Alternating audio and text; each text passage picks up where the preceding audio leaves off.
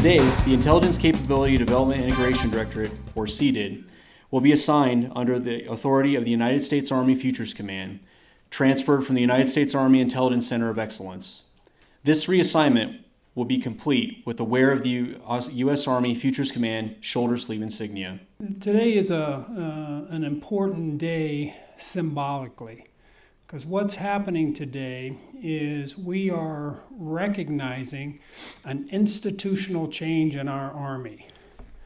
The last time we had a change in the United States Army of this significance was back in 1973, when TRADOC and Forces Command stood up. And they stood up because our Army had been fighting in South Vietnam, irregular warfare. And that's what we were focused on as an Army. We are the architect for the future MI force. All right? We are building the future. Why Army Futures Command? General Murray didn't say it, but really, and he hasn't said it, but the Chief of Staff of the Army and the Secretary of the Army have said this. They said we needed a Futures Command because the future of our own Army is always suffers from the tyranny of today. And so what does that mean?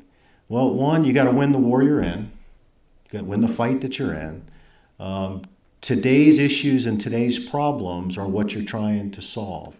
And when all the energy goes towards that, then you kind of take your eye off the ball of where we need to go.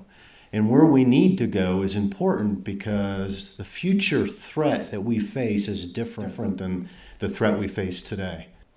Major General Walters and Mr. Fox will conduct a patch change ceremony. A unit's patch symbolizes its unique mission and is worn proudly by all of the soldiers assigned to that command. The seated patch change begins with Deputy Director Colonel Hardaway, followed by the Senior Enlisted Advisor, Sergeant Major Brown.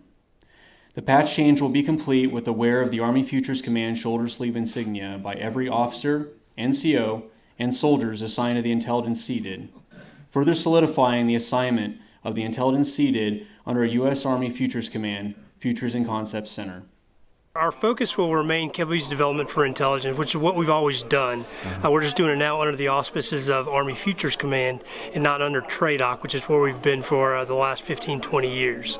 And so the Army has made a decision to separate out training and doctrine from future capability development, and so that's where Army Futures Command come in. So we have that's really the meaning of the different patch today, is we have a different leader that we support for capabilities development.